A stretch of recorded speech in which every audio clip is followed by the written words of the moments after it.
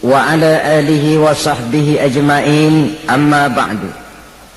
Saudara-saudara kaum muslimin rahimakumullah, salah satu dari misi Islam ialah mengangkat harkat dan martabat manusia yang sebelumnya dibedakan oleh warna kulit, oleh suku bangsa dan bahasa.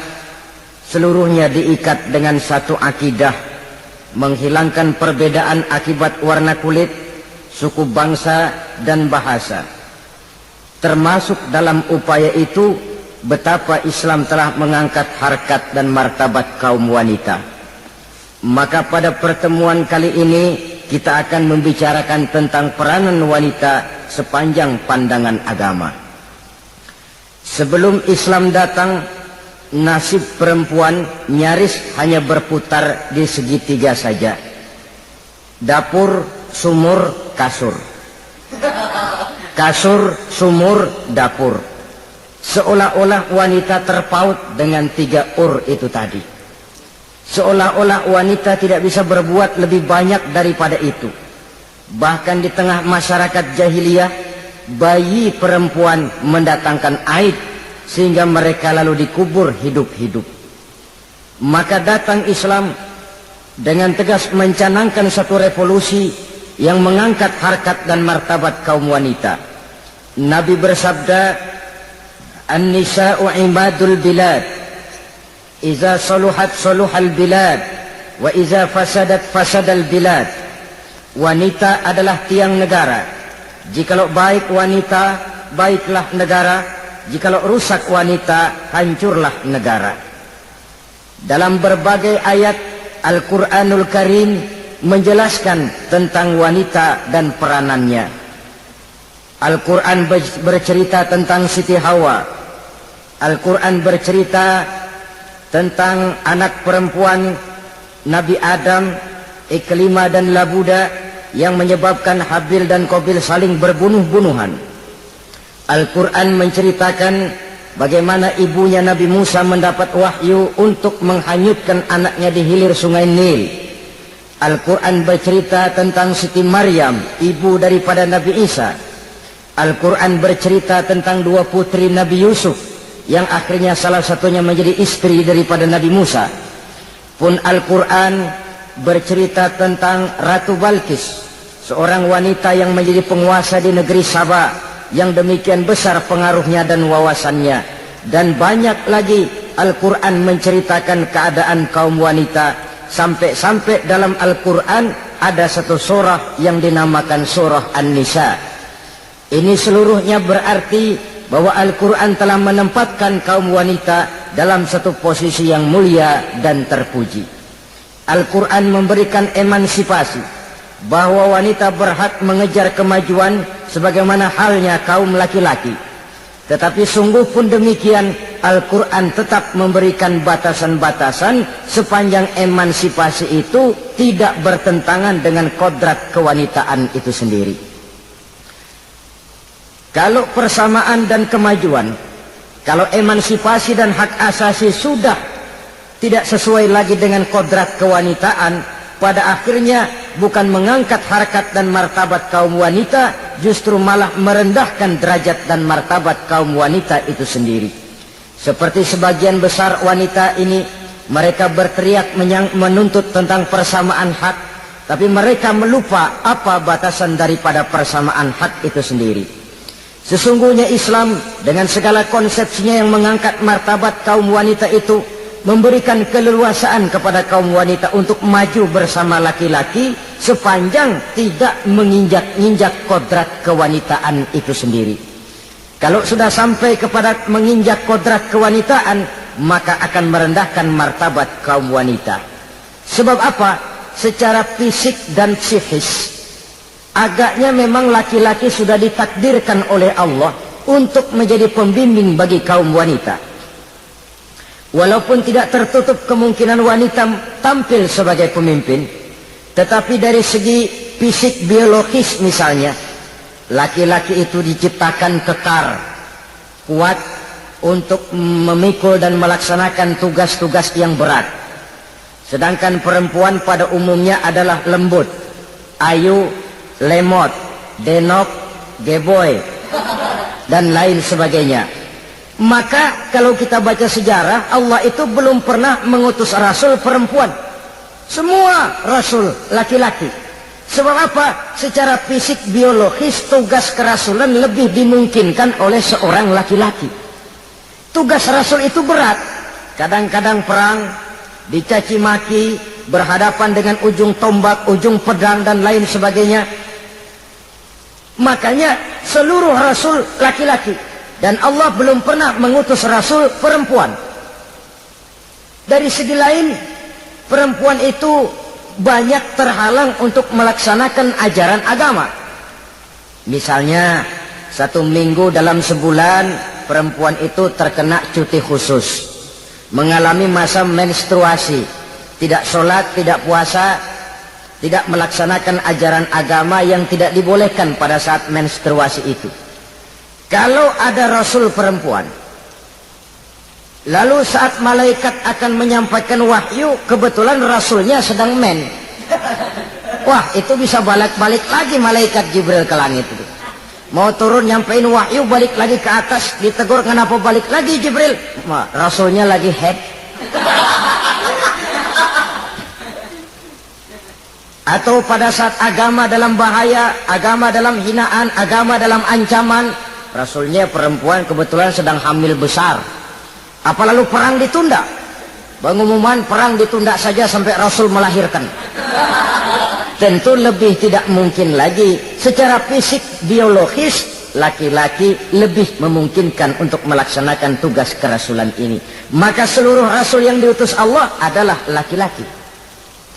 Saudara hadirin yang saya muliakan, sungguh pun demikian, Islam itu mengangkat martabat wanita sedemikian tinggi sebagai tiang negara yang menentukan jatuh dan bangunnya negara, yang ikut mewarnai bahkan menjadi warnanya suatu negara. Walaupun peranannya memang tidak begitu kelihatan, tapi sesungguhnya amat sangat menentukan. Oleh karenanya, secara umum, emansipasi yang digariskan oleh Islam, emansipasi yang tidak bertentangan dengan kodrat kewanitaan di berbagai aspek kehidupan. Kalau sekarang emansipasi ini kelihatannya sudah salah pasang, salah kaprah. Bahkan belum lama kita menyaksikan bagaimana ada binaragawati. Di zaman sekarang perempuan sudah mulai angkat besi. Saya mulai mikir kalau perempuan sudah pada angkat besi, ini sudah tanda suaminya udah dekat dibanting-bantingin ini.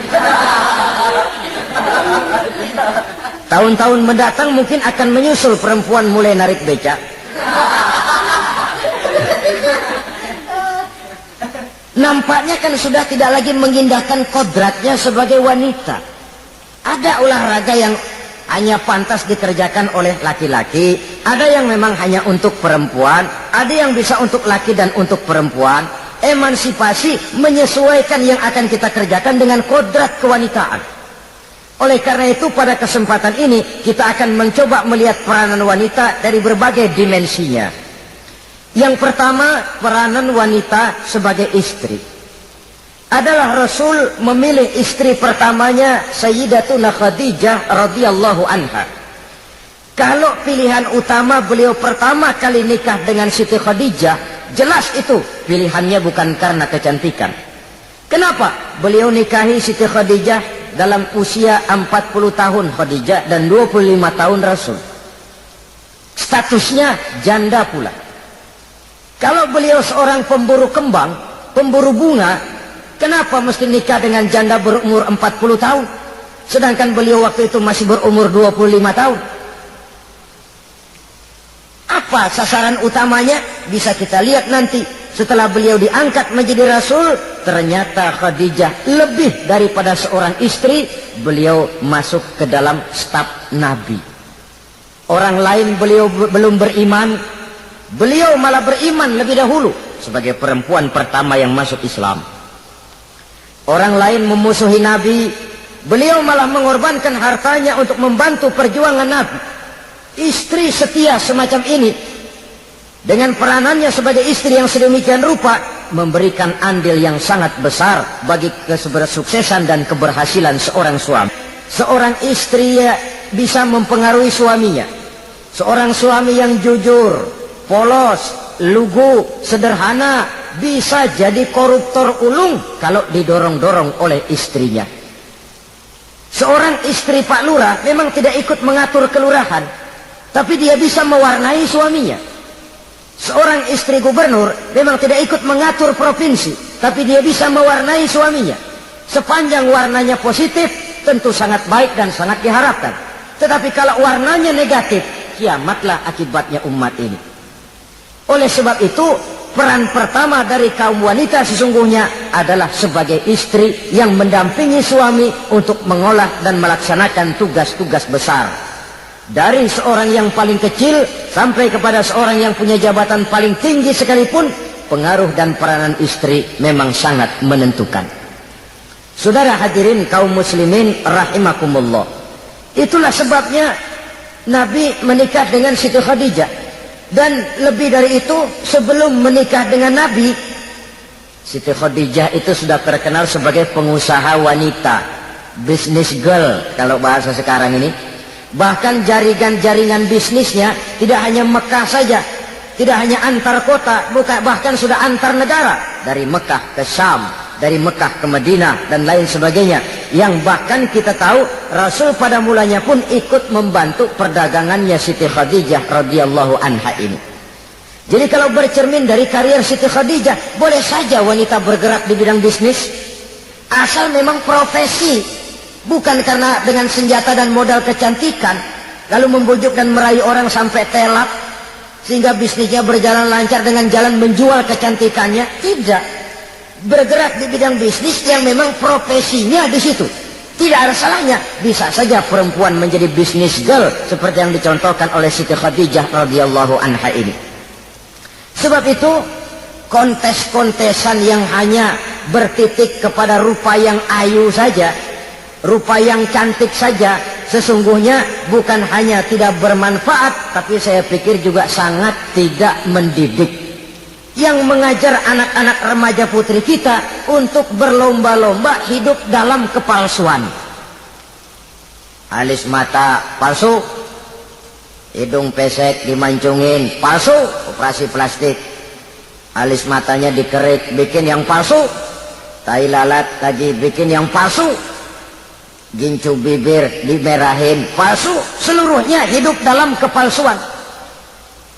Akan lebih baik kalau kita ini misalnya mengadakan kontes yang menitik beratkan kepada ketinggian IQ, kecerdasan, kemampuan, skill, keahlian dan kemampuan. Tidak hanya dititik beratkan kepada rupa yang ayu dan cantik semata-mata. Sebab di samping manfaatnya diragukan, juga sangat tidak mendidik buat generasi yang akan datang. Terutama ibu-ibu, peran utama wanita sesungguhnya adalah sebagai istri mendampingi suami dalam melaksanakan tugas-tugas besar. Satu hari, serombongan ibu-ibu pernah datang menghadap Rasul mengajukan satu resolusi. Protes kalau bahasa kita sekarang. Ya Rasul, ada apa bu? Kalau laki-laki sih enak. Enak bagaimana? Iya, kalau orang laki-laki sholat, perempuan sholat. Laki-laki puasa, perempuan puasa. Laki-laki pergi haji, perempuan pergi haji.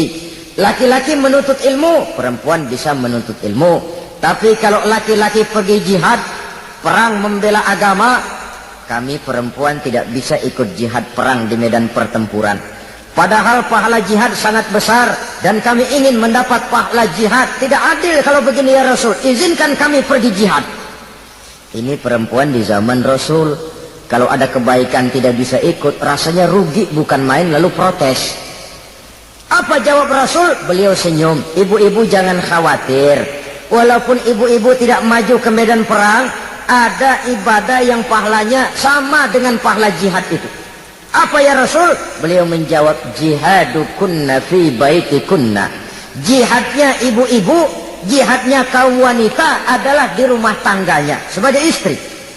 Memasak makanan suaminya, mencuci pakaian istrinya, mengasuh, merawat dan membesarkan anak-anaknya, itu seluruhnya bagian daripada ibadah yang pahalanya tidak kurang dengan pahala jihad. Kenapa? Al-Quran itu memberikan sesuatu sesuai dengan kedudukannya. Kalau perempuan pergi perang jihad membela agama, musuhnya laki semua. Kayak apa perangnya? Itu musuhnya bisa nggak mau pakai pedang, perangnya udah gulat aja udah. Sehingga Rasul lalu memberikan satu jalan keluar yang membuat wanita-wanita itu lega. Jihadukunna fi baitikunna. Ibu-ibu sih tidak usah khawatir. Jihad ibu adalah di rumah tangga ibu-ibu semua. Sejak bangun tidur sampai tidur kembali, nyaris kaum ibu itu 24 jam pekerjaannya. Sebagai istri, dia melaksanakan jihad di rumah tangganya. Peranan wanita yang pertama adalah sebagai istri, yang walaupun tidak kelihatan dan menonjol seperti halnya laki-laki, tapi sangat mewarnai, bahkan menjadi warna dari tugas apapun yang dihadapi oleh suaminya. Dulu ada seorang orator, kalau pidato hebat bukan main. Kalau dia bernada gembira, semua orang senyum. Kalau dia bercerita tentang sesuatu yang sedih, satu masjid orang nangis. Orang tanya kepadanya, Pak, bisa pidato begitu hebat, siapa yang bikin? Ya saya sendiri. Istrinya dari belakang bilang, tidak, yang bikin pidatonya hebat saya. Kata suaminya, mana bisa, saya, kata istrinya.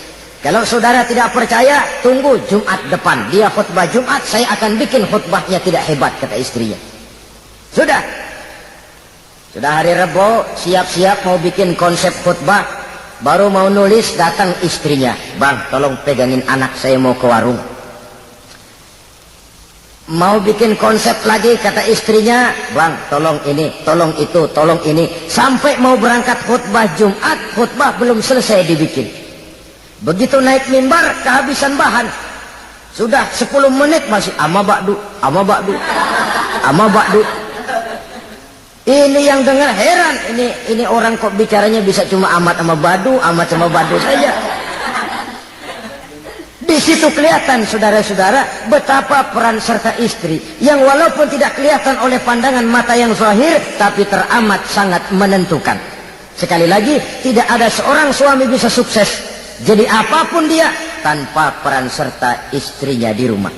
Tidak ada kemajuan yang bisa diperoleh kalau tidak karena peran serta istrinya di rumah. Tidak ada kesuksesan yang bisa diraih tanpa keikutsertaan daripada istrinya di rumah. Walaupun suaminya yang dikenal orang, suaminya yang dipuji orang, suaminya yang disanjung orang, bagian besar tetaplah saham dan andil daripada istrinya yang di rumah itu. Ini makna an-nisa imadul bilad. Wanita adalah tiang negara. Jikalau baik wanita, baik negara. Jikalau rusak wanita, hancur negara. Karena wanita, negeri Sabah menjadi terkenal, tentram, aman, wawasan politiknya luas. Seorang semacam Cleopatra bisa menaklukkan Julius Caesar. Dan begitu selanjutnya. Banyak cerita-cerita betapa wanita yang berperan di belakang layar ini bahkan bisa menggoyangkan negara. Bahkan yang paling dekat saja contoh dengan kita, Senator Gary Hart. Saudara masih dengar tentu itu. Betapa harus terpaksa mengundurkan diri dari pencalonan presiden Amerika karena kasusnya dengan Donna Rice itu, dengan hostess itu. Betapa di sini seorang perempuan atau seorang wanita sanggup membongkar seseorang yang punya masa depan ceria untuk menuju kursi kepresidenan dari suatu negara adidaya seperti Amerika bisa gagal berantakan karena skandalnya itu. Apa penyebabnya? Wanita. Tapi wanita juga bisa menyebabkan menjadi cambuk majunya laki-laki. Wanita juga bisa menghancurkan dan mengubur laki-laki. Saudara hadirin yang saya muliakan, ia memang kelihatannya makhluk yang lemah, tapi di balik kelemahannya itu sesungguhnya dia bisa menelan laki-laki yang bagaimanapun besarnya. Saudara-saudara kaum muslimin rahimakumullah, terutama ibu-ibu yang saya hormati, jadi peranan yang pertama wanita sebagai seorang istri. Yang kedua, wanita sebagai ibu. Ini juga sangat besar pengaruhnya dalam membentuk generasi masa yang akan datang. Bapak, oleh karena kesibukan tugasnya, tentu lebih banyak di luar rumah. Yang nyaris 24 jam di rumah itu ibu. Bagaimana dia merawat anaknya, bagaimana dia menaruh perhatian terhadap anaknya, bagaimana ia melimpahkan kasih sayang kepada anak-anaknya, akan membentuk kepribadian anak dan artinya membentuk generasi yang akan datang. Kalau seorang ibu sudah cuek-cuek saja kepada anaknya, padahal Quran mengatakan al-jannatu tahta aqdamil ummahat, surga di bawah telapak kaki ibu. Hadis ini bisa kita artikan macam-macam. Pertama, anak tidak akan mendapat kebahagiaan tanpa ridho daripada ibunya. Kedua, ibu adalah wanita agung yang harus ditaati. Ketiga, neraka atau surga anak bergantung kepada ibu, bagaimana dia mewarnai anak.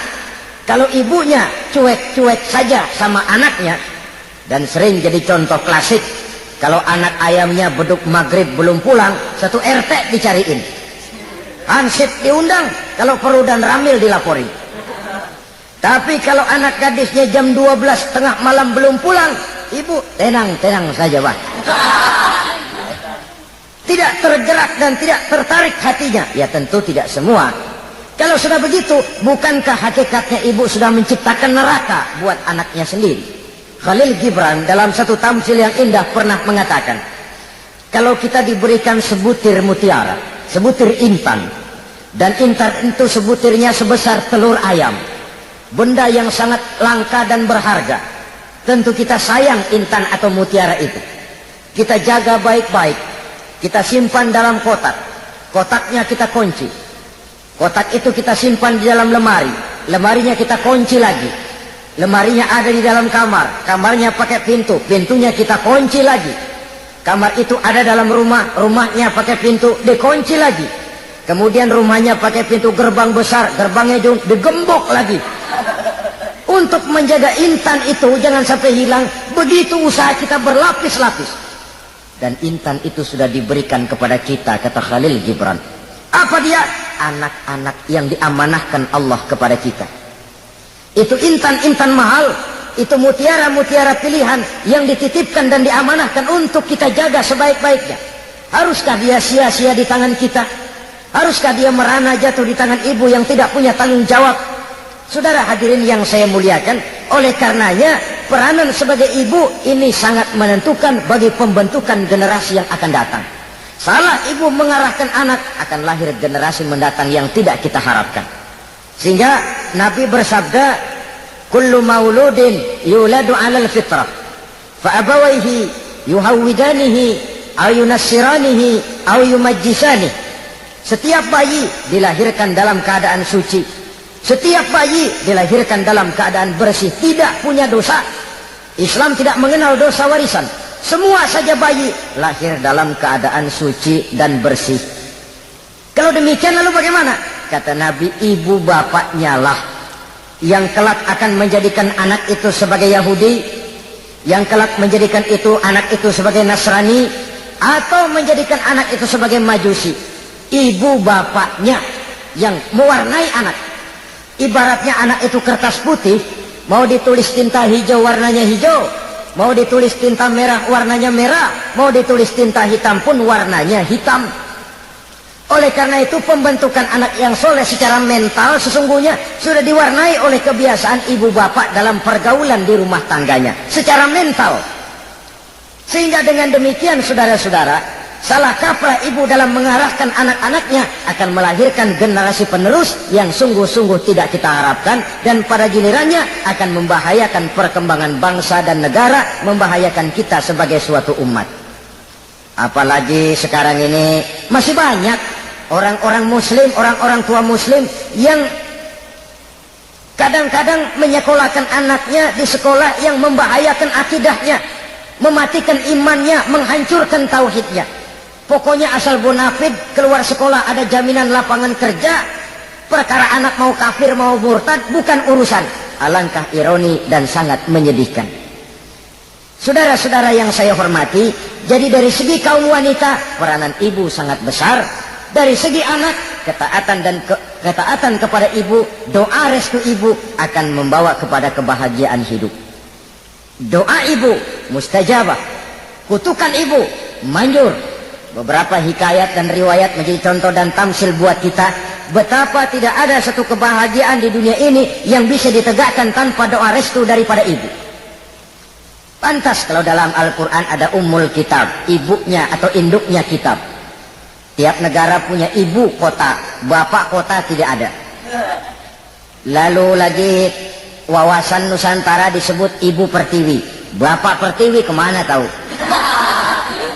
Saudara hadirin yang saya muliakan, lalu dalam peringatan hari-hari besar nasional ada yang namanya Hari Ibu. Hari bapak nggak pernah diperingati. Ada Hari Ibu, dan ibu itu pun ada Ibu Kartini, ada Ibu Dewi Sartika, dan macam-macam lagi yang seluruhnya merupakan refleksi dan gambaran betapa peranan kaum wanita di dalam kehidupan ini yang memang banyak mewarnai dan menjadi warna dari suatu kegiatan. Saudara-saudara kaum muslimin rahimakumullah, apabila yang pertama tadi kita melihat peranan kaum wanita sebagai istri, betapa ia berpengaruh besar dalam ikut menunjang keberhasilan dan kesuksesan suaminya.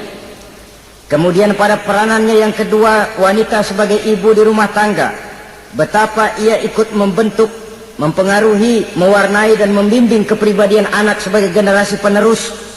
Maka pada peranan yang ketiga ini kita akan melihat wanita sebagai social agent,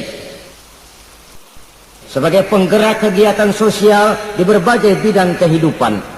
Apakah itu bernama majelis taklim, apakah itu bernama perkumpulan dan yayasan-yayasan kemanusiaan, organisasi-organisasi yang bergerak di bidang pendidikan. Bahkan di zaman sekarang bukan hanya menjadi penggerak sosial, bahkan sudah banyak kaum wanita yang menggerakkan satu bangsa.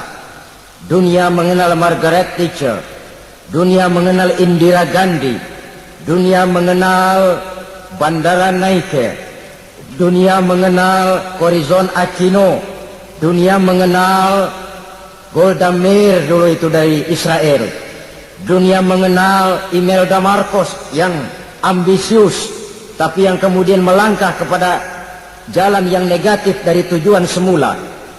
Ini bukan hanya sekedar social agent, tapi bahkan sudah mengarah kepada menggerakkan dan mewarnai suatu bangsa. Islam membuka pintu ke arah itu.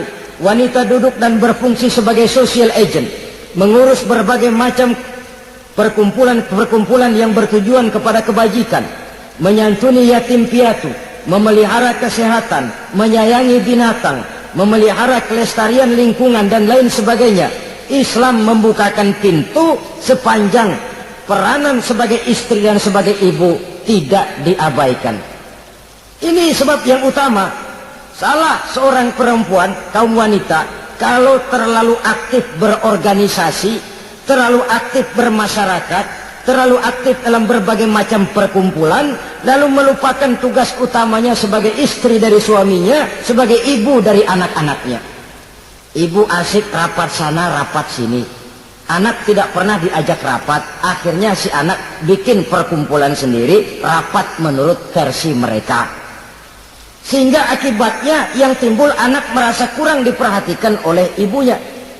Ngaji bagus, tapi kalau sepanjang hari ngaji saja, suami pulang mau makan tidak ada makanan, mau berganti pakaian belum lagi diteriska pakaiannya, tentu ini melupakan fungsi yang utama. Kegiatan sosial, kegiatan di organisasi adalah jadwal kegiatan setelah fungsi sebagai istri dari suami, sebagai ibu dari anak-anak dilaksanakan dengan sebaik-baiknya. Bukan tidak baik ngaji, kalau dari ngaji ke ngaji saja. Bangun tidur ngaji, jam 7 ngaji, berangkat jam 11, sholat zuhur berangkat ngaji lagi, pulang sore, malam ngaji lagi. Suami tidak terurus, anak-anak pun terbengkalai, rusaklah rumah tangga. Dan bukankah satu bangsa terdiri dari satu tatanan masyarakat, dan tatanan masyarakat yang paling kecil bernama keluarga. Keluarga merupakan unit dari masyarakat, unit yang terkecil, dan keluarga terdiri dari pribadi-pribadi yang merupakan bapak, ibu, dan anak-anak. Sehingga masyarakat bangsa yang baik terdiri dari masyarakat yang baik. Masyarakat yang baik tersusun dari keluarga-keluarga yang baik, dan keluarga yang baik akan muncul dari pribadi dan individu yang baik. Pribadi dan individu yang baik yang sadar mana kewajiban yang primer, mana kewajiban yang sekunder. Sebagai social agent, dia lalu mawas diri dengan tetap mempertimbangkan kodrat kewanitaannya itu tadi. Saya ikut prihatin kalau ada perempuan main sepak bola. Dan saya yakin betul kalau perempuan main sepak bola, yang nonton pasti bukan nonton bola. Ya mungkin bola juga, tapi bola yang mana? Itu wallahu alam. Boy, ya dicari olahraga yang sesuai dengan kodrat kewanitaan begitu. Dicarilah olahraga yang sesuai dengan kodrat kewanitaan. Sepak bola sudah maju, ya belakangan saya katakan tadi muncul lagi wanita angkat besi. Belakangan bisa kita bayangkan wanita main tinju. Babak belur sudah kalau sudah begitu. Kemajuan dengan melupakan kodrat kewanitaan akan menyengsarakan kaum wanita itu sendiri. Silahkan maju menjadi social agent, menjadi penggerak di masyarakat. Para istri Rasul bisa kita jadikan satu figur. Siti Khadijah, figur sebagai istri pendamping yang setia. Dikala suaminya bingung, ia tampil memberikan pandangan. Dikala suaminya bingung, ia memberikan tanggapan. Dikala suaminya dimusuhi orang, ia menampakkan kesetiaannya. Kau tidak sendiri bang, aku di sisimu. Dikala jiwanya gelisah ketika pertama kali menerima wahyu berhadapan dengan malaikat Jibril, Khadijah yang menghibur. Kalla ma yukhzikallahu abada. Tidak apa-apa bang, Allah tidak akan menyusahkan kau untuk selamanya. Tenang sajalah, tenang. Abang orang baik-baik, Allah tidak akan menyengsarakan abang. Peran sebagai istri. Dan Rasul mantap. Sehingga bertahun setelah Khadijah wafat selalu terkenang dan dikenang oleh Rasul. Pernah satu saat beliau itu seperti orang melamun. Aisyah tanya, kok seperti ngelamun bang? Iya, kata Rasul, saya seperti mendengar suara terompahnya Khadijah di surga. Padahal Khadijah sudah lama wafat. Aisyah mendengar itu rada sedikit manyun. Kata Aisyah, bang cukup sekali ini saja, jangan sebut-sebut lagi nama itu ya. Cemburu rupanya. Ya soal cemburu sih nggak bini Nabi, nggak bini kita, namanya cemburu. Perempuan mesti ada. Apa jawab Rasul? Ya Humairah, Aisyah, haruskah saya melupakan seseorang yang dikala orang lain memusuhi saya, dia mati-matian membela saya. Dikala orang lain dikorbankan hartanya untuk membantu perjuangan saya, mestikah saya melupakan orang yang begitu baik? Tidak Aisyah. Sepanjang napas masih ada, sepanjang itu saya tidak akan bisa melupakan Khadijah sayang. Peran sebagai istri Khadijah ini, peran sebagai istri. Suaminya bingung, istrinya memberikan hiburan. Kadang kan tidak, suami bingung, istri bingungan lagi. Ya sudah, mari ramai-ramai kita bingung sudah. Bukan mencari jalan keluar, yang sudah bingung malah ditambahin bingung lagi. Saudara hadirin yang saya hormati, lalu figur Siti Aisyah, muda, cantik, kreatif, cerdas. Kalau bahasa sekarang barangkali wanita karier ini. Ini figur-figur. Jadi punya keistimewaan masing-masing, sehingga ada pilihan. Ya tentu orang mencari istri itu kan karena ada dasar pilihan. Mungkin rupanya kurang menarik tapi akhlaknya bagus. Mungkin akhlaknya sedang-sedang saja tapi potongannya cakep, masih ada pilihan. Sudah potongan jelek, akhlak bejat. Emangnya lu milih merem tempo hari ya?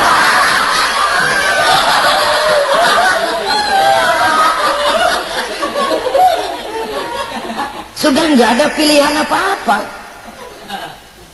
Lalu ada istri yang punya keistimewaan karena sifatnya yang sabar. Ada yang wataknya itu pemurah. Ada yang sifatnya itu belas kasih. Pendeknya, dari istri-istri Rasul kita bisa menemukan figur-figur wanita teladan. Sehingga keliru kalau kaum orientalis barat mengatakan Rasulullah itu katanya sesungguhnya adalah seorang seks mania. Istrinya banyak. Oh ini memang bajingan ini orientalis ini.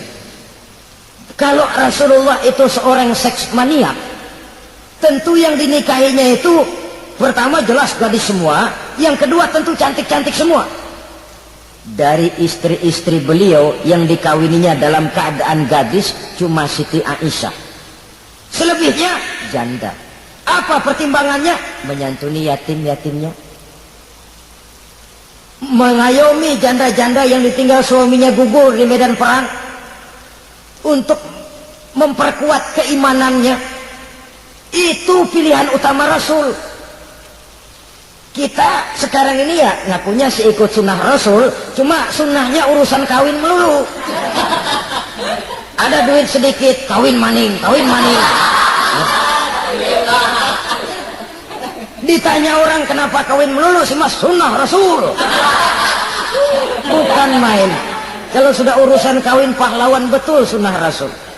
Padahal kawin lagi dalam Islam itu sungguh pun boleh, tapi tidak diperintah. Tidak diperintah, memang cuma boleh. Itu kalau dalam pesawat itu cuma semacam emergency exit lah ya. Yang tidak boleh sembarang waktu bisa dibuka. Kalau memang sanggup berlaku adil, tafadhol. Kalau tidak, satu juga nggak habis. Lagian saya kira perempuan itu kan cuma perbedaan rupa saja, perbedaan selera saja. Seperti singkong dengan sate, bedanya kan cuma di tenggorokan. Kalau sudah masuk ke perut, kenyangnya kan sama. Perempuan cuma berbeda dalam selera, rasanya barangkali ya,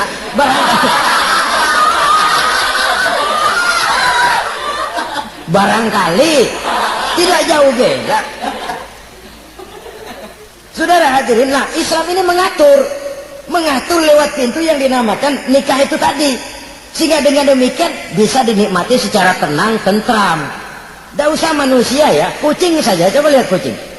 Kalau ikan dia boleh nyolong, kucing itu boleh curi, makannya nggak tenang kucing. Coba lihat ini.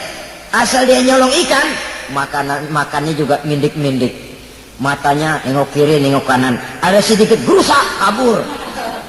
Secara nalurinya kucing tahu kalau ini ikan curian, makannya nggak tenang dia. Tapi kalau ikan kita kasih, kucing anteng, geledek juga nyamber, manteng aja dia. Nalurinya mengatakan ini ikan dikasih sama yang punya, tenang dia. Saudara hadirin yang saya hormati, orang juga gitu. Kalau hubungan suami istrinya sudah sah, diikat dengan akad nikah, tenang, anteng, nggak gerasak gerusuk, nggak kayak diuber-uber maling, anteng aja. Dia ngintip juga buat cuek aja udah. Biarin aja dia ngintip, capek sendiri lah. Tapi kalau nyuri-nyuri, coba lihat dah. Mana di kebun banyak nyamuk, ansip mukul tiang listrik, dia yang bingung. Islam ini sesungguhnya memudahkan jalan, saudara-saudara. Jadi sebagai social agent, wanita bisa berperan untuk itu. Apalagi untuk hal-hal yang menyangkut wawasan kemanusiaan, di mana kaum wanita karena emosinya lebih tinggi daripada kaum wanita laki-laki, dia sangat peka terhadap masalah-masalah yang menyangkut kemanusiaan. Hatinya mudah tergugah, perasaannya cepat terenyuh. Dengan penderitaan dia cepat tergugah. Dia bisa menjadi social agent tanpa harus melupakan fungsi utama sebagai istri dan sebagai ibu dari anak-anaknya, sebagai istri dari suaminya. Saudara hadirin yang saya muliakan, dahulu Al-Quran pernah menceritakan betapa istri-istri pembesar di istana mewah di zaman Nabi Yusuf. Kalau istilah sekarang nyonya-nyonya jet set, nyonya-nyonya VIP. Betapa mereka mau memporak-porandakan keimanan seorang pemuda seperti halnya Nabi Yusuf alaihi salam. Dan Nabi Yusuf kemudian ternyata tidak mau jadi gigolo, yang kerjanya hanya menyenangkan wanita-wanita jet set kelas VIP ini tadi. Sesungguhnya ini cuma satu simbol yang kejadiannya bisa saja terjadi pada zaman modern dalam versi dan kondisi yang berbeda. Namun bagaimanapun juga wanita dengan peranannya sebagai social agent, sebagai penggerak masyarakat, sangat besar pengaruhnya dalam ikut mewarnai perkembangan suatu negara. Seorang suami perlu memberikan dorongan kalau istrinya aktif di bidang sosial, asal dengan catatan saja, fungsi sebagai istri, fungsi sebagai ibu jangan sampai terlantar karenanya. Bahkan saya katakan tadi, di zaman sekarang wanita tidak lagi hanya berfungsi sebagai social agent, bahkan sebagai national agent, penggerak dari satu bangsa. Muncul wanita-wanita yang jadi menteri, yang jadi anggota DPR, bahkan yang jadi kepala desa dan lain sebagainya. Secara umum memang ar-rijal qawwamuna 'alan nisa. Laki-laki adalah pembimbing bagi kaum wanita karena kelebihan fisik biologis, kelebihan kemampuan intelektual dan lain sebagainya. Namun wanita pun boleh saja menjadi social agent sepanjang catatan yang saya sampaikan tadi. Jangan sampai melupakan kodrat kewanitaan, jangan sampai mengalahkan fungsi sebagai istri dari suaminya, sebagai ibu daripada anak-anaknya. Nah, kemudian fungsi yang keempat di bidang ilmu pengetahuan. Islam memberikan kesempatan yang sama kepada kaum wanita. Thalabul ilmi faridatun ala kulli muslimin wa muslimatin. Menuntut ilmu itu wajib hukumnya bagi orang Islam, baik laki-laki maupun perempuan. Sampai dibentuk kalimat pengecualian khusus ini, muslimin wa muslimatin, bagi muslim laki-laki, bagi muslim perempuan. Dan alhamdulillah, kalau dulu di zaman Raden Ajeng Kartini, nasib perempuan berada di balik pintu yang digembok rapat-rapat, siklusnya berputar cuma sumur, dapur, kasur, kasur, sumur, dapur, dapur, sumur, kasur. Melingkar di situ satu saja peranan kaum wanita. Memberontak jiwa Raden Ajeng Kartini, menuntut persamaan bahwa wanita berhak maju sama dengan laki-laki. Entah Islam sejak 14 abad yang lalu sudah mencanangkan ini, menuntut ilmu wajib bagi laki-laki dan perempuan beragama Islam. Orang Islam baik dia laki-laki, baik dia perempuan, wajib menuntut ilmu. Ilmu dalam artian umum, tidak hanya sekedar fikih tauhidnya, ya di bidang kedokteran, di bidang teknik, di bidang hukum dan lain sebagainya. Ini yang perlu dibanggakan. Kalau perlu ini yang perlu diadakan kontes IQ. Wanita yang paling berprestasi di bidang ilmiah, wanita yang punya prestasi di bidang menjaga kelestarian lingkungan hidup, wanita yang punya prestasi menggerakkan sosial, menyantuni yatim piatu, memelihara kesehatan. Adakan kontes macam itu untuk mendorong. Ini enggak, kalau kontes yang diukur betis, bibir, pinggul, payudara, lubang hidung, ukur sekalian kita. Apa manfaatnya dan apa unsur pendidikan yang ada di dalamnya? Tidak menguntungkan, tidak mendidik, dan tidak membawa manfaat. Kecuali lalu yang timbul pola hidup konsumen, pola hidup konsumer, pola hidup yang material, pola hidup yang wah, pola hidup yang gemerlapan. Ya, kalau oleh anak-anak muda yang terjangkau, kalau tidak, dia hanyut ditelan mimpinya. Dia ingin bergaya hidup jet set, sementara dia dihadapkan oleh kenyataan bahwa dia tinggal di kampung, ibu bapaknya orang kampung, dan lain sebagainya. Jiwanya berontak, terjadilah kegalauan, terjadilah kerancuan, terjadilah komplikasi, perang di batin antara keinginannya dengan lingkungan nyata yang dihadapinya. Dan kalau sudah ada gejala semacam itu, penyakit-penyakit kejiwaan akan mudah muncul. Ini gejala terutama buat orang-orang yang tinggal di daerah transisi.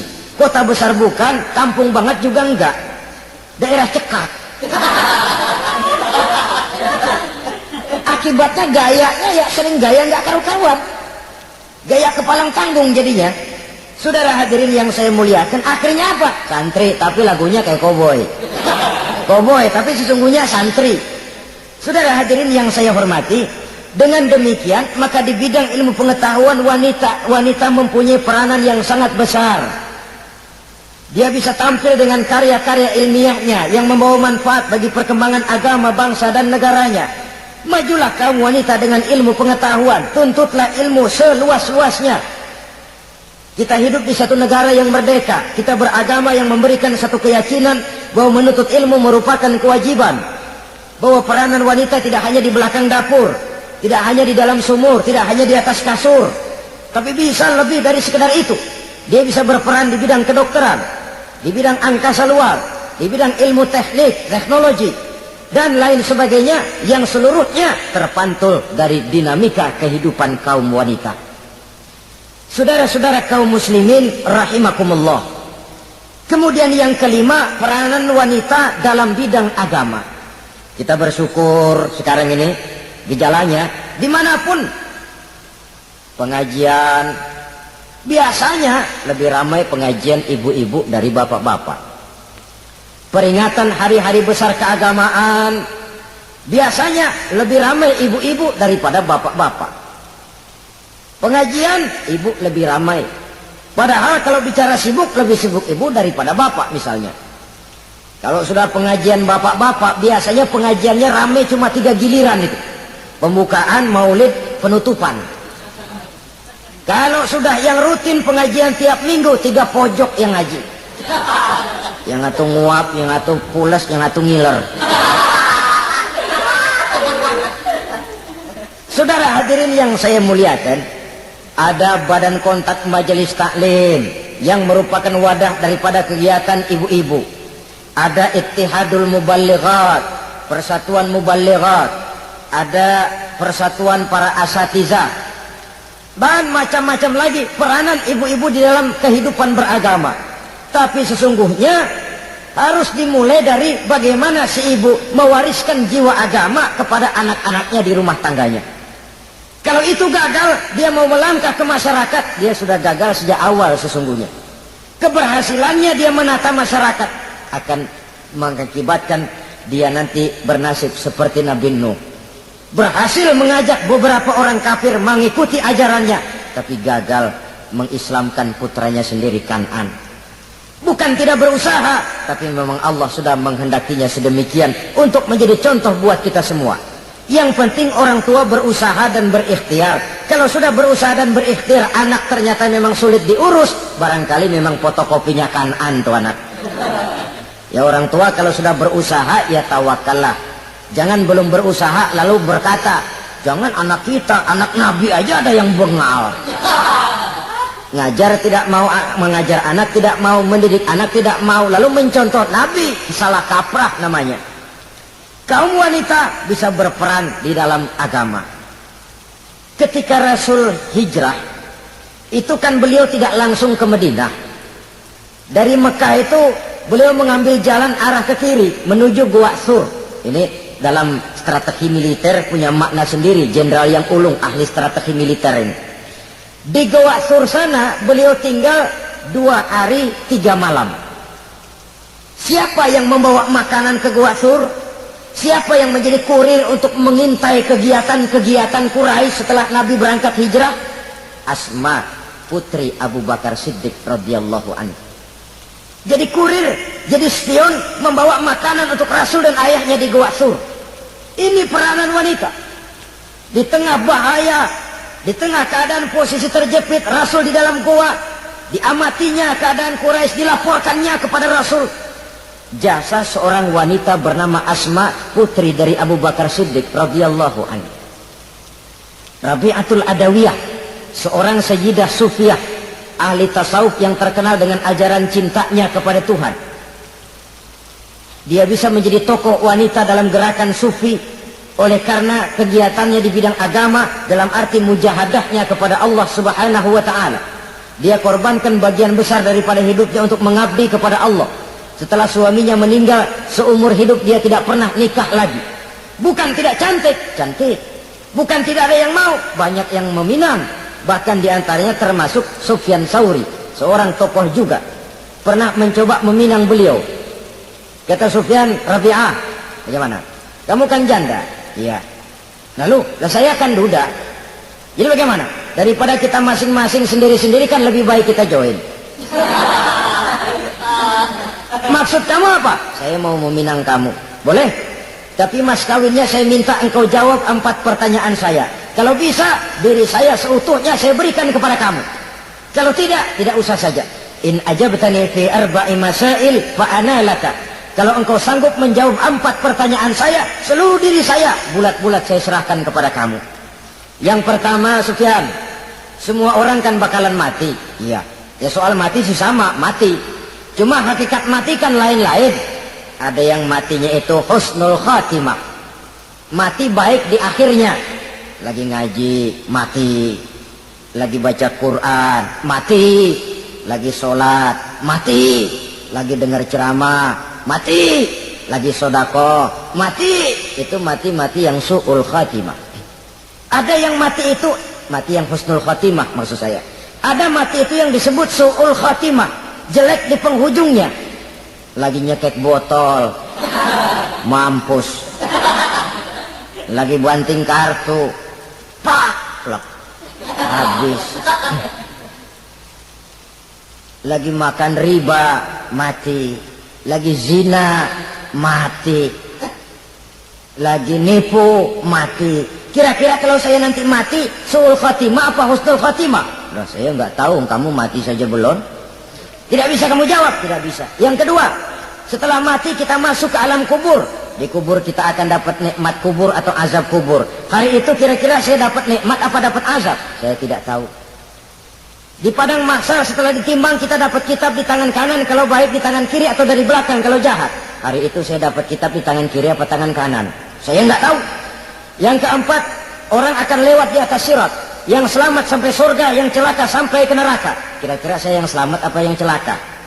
Wah, kata Sofyan, gua nggak tahu, udah butak dalam pengen itu deh.